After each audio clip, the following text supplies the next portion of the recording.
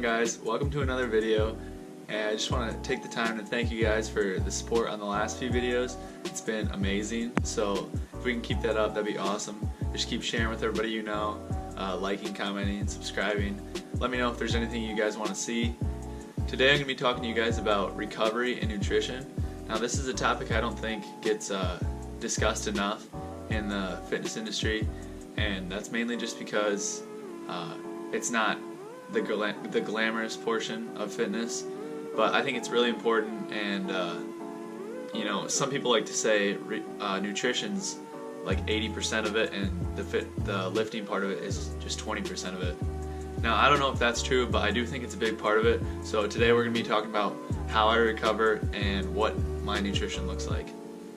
So like many people, I used to not pay attention to recovery, but the older you get, the more important you realize it is. A lot of people say you don't pay attention to recovery until you get injured, which I think in many cases is true.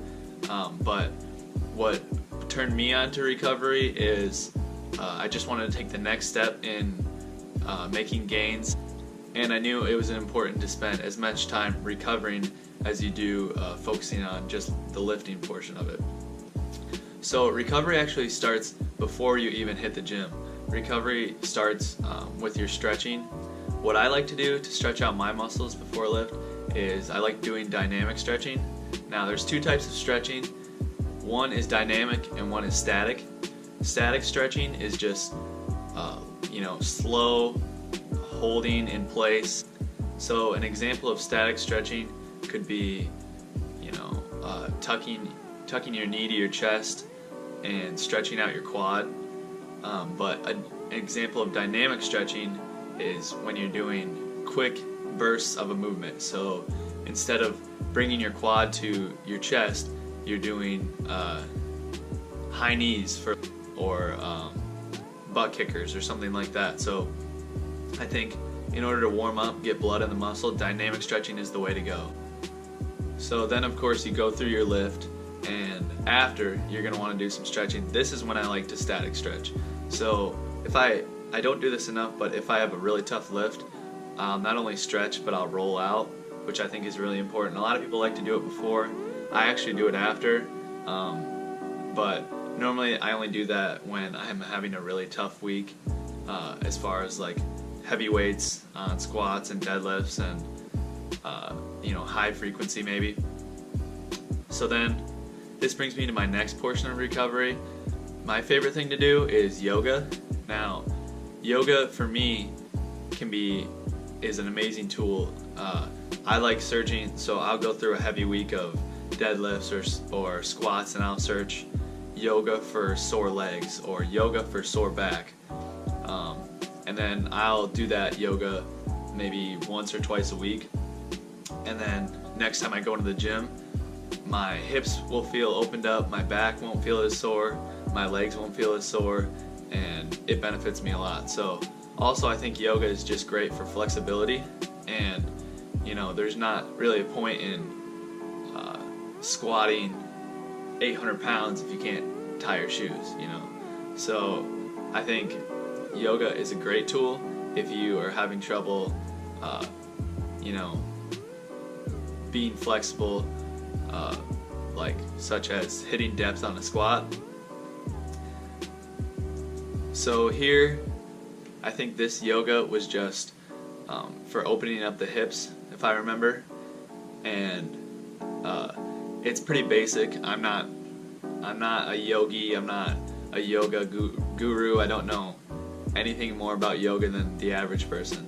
I just look up yoga routines on YouTube, and it seems to be working for me, so I think that's a great benefit. Now another tool you can use for recovering is active recovery. A lot of people like doing this, maybe just going for a light jog or hiking or something like that. That can also be great. For anyone just starting in the gym, I think the biggest thing to focus on as far as recovery goes is just stretching. And I think that you can make a lot more gains, and you can prevent more injuries just by stretching. A lot of people don't like stretching, but if you take 5 minutes, 10 minutes before and after your workout, I think you're just going to get one step closer to making the progress you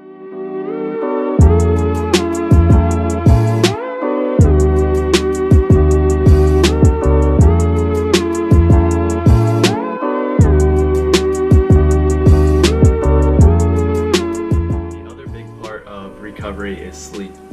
I think sleep is not put.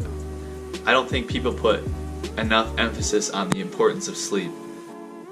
Now, I'm not a doctor, so I can't tell you the scientific benefits of getting enough sleep. But if you do want to know, a great podcast I would recommend is Joe Rogan's podcast with Matthew Walker.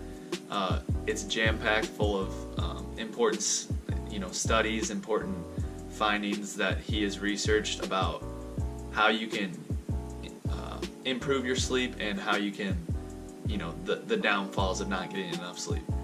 So sleep is just a discipline thing. If you want to improve your sleep, you just have to make it a priority. Start by going to bed 30 minutes earlier and then waking up 30 minutes earlier. My brother always says, early to bed, early to rise makes a man healthy, wealthy, and wise, which I always liked. I always thought was a cool saying. So it's true. I mean, if you follow, the most successful people in America, they're getting up at 4 or 5 in the morning. The Rock, Mark Wahlberg, they have these crazy popular routines now that they're putting on social medias where it's like, oh, I'm up at 4 o'clock, I'm doing this, I'm in the gym, I'm doing that, So if you can get up that much earlier than everyone else, you're going to get that much more done, and you're just going to feel better about yourself. But none of that matters if you're getting up at 4 but you're going to bed at 11. So you gotta go to bed early if you want to wake up early. So I think sleep is a huge thing. It helps your body recover, it helps your body heal. Next, we're going to be talking about nutrition. I think nutrition is a huge part, if not the biggest part, of making progress when it comes to bodybuilding, powerlifting. If you're smashing it in the gym 5-6 times a week, but you're not sleeping, you're not eating right, then you're not going to see progress. So everything I've learned from nutrition has come from the class I've taken and just researching studies, researching what your body needs. I don't like going off new diet fads. I don't think that's healthy. I don't think that works. It's just because it's a trend. There's no shortcut to healthier nutrition. You just have to be consistent with your diet and get your body used to consuming the same thing. So I'm going to be making a separate video for supplements. I think that's a different aspect of fitness in and of itself. So I'm not going to be talking about supplements, but just know that they do play a role in what I consume every day, but that will be a separate video from this. So I like to start every morning with water. I just think it's a great way to kind of grease the grooves of your body, get your body's motor running. If you wake up drinking water, I think you're just gonna feel better. I think it helps kickstart your organs, and what I've learned, a great way to knock out 2 birds with 1 stone is to drink water with pink Himalayan salt, which you'll see right here, and then a little bit of lemon. And I think the lemon just, kind of coats it with flavor, but the Himalayan salt's going to give you a rich source of natural minerals, and that way you can get your water, you can get your minerals, which a lot of people lack in their normal diets. So I'll start off with, I believe, like 12 ounces of water, little Himalayan salt, I think it's a teaspoon or a tablespoon or 2, and then like 1/4 of a lemon squeezed. So that starts me off with getting the minerals I need to jumpstart my day.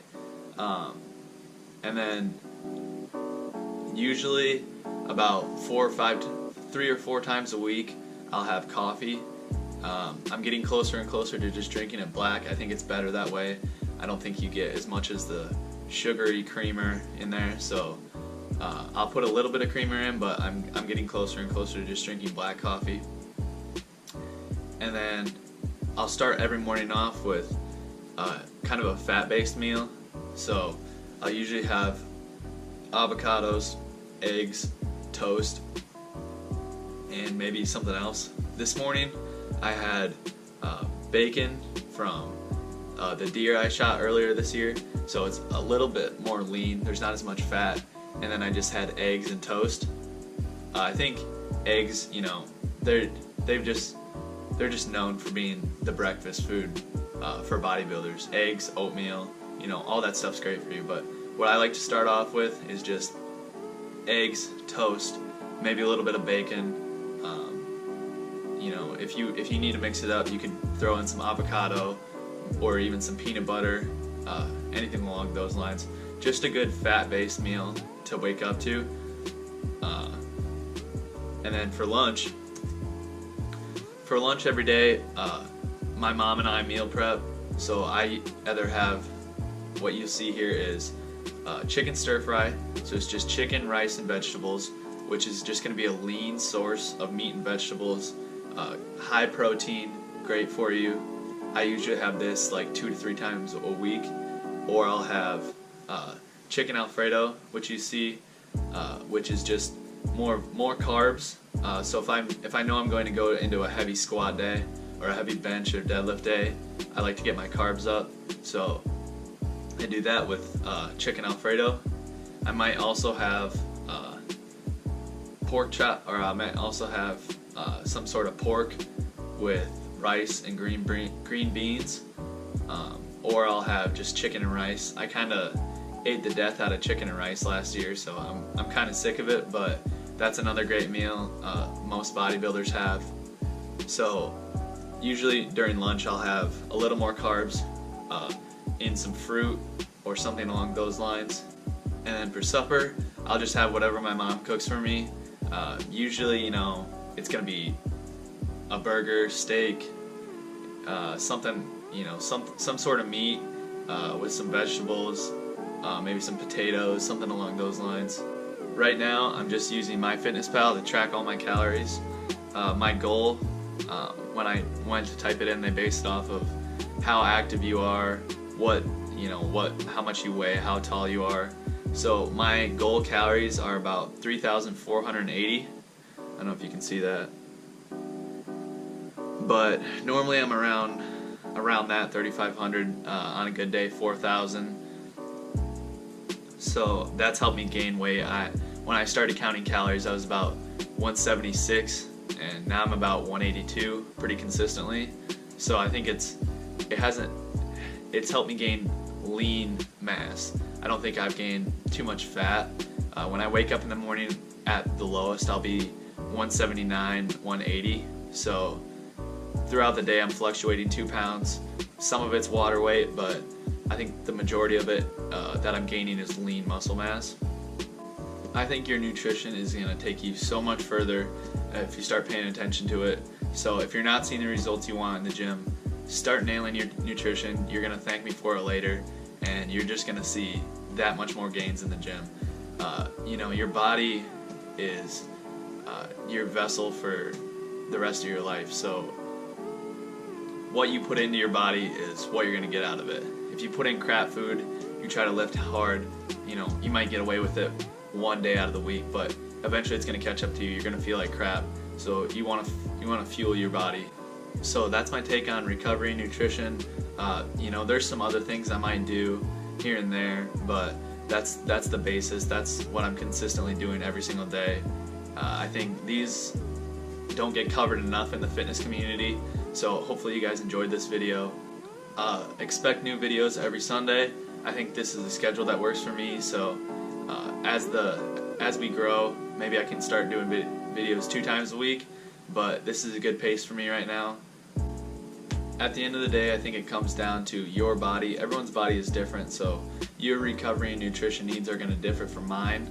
So I would just, you know, take my advice and, you know, you can try and apply it to your life, but just do research. You know, if you're if you're not looking to gain mass like I am, maybe look up, I need to be in a calorie deficit. What kind of foods can I eat?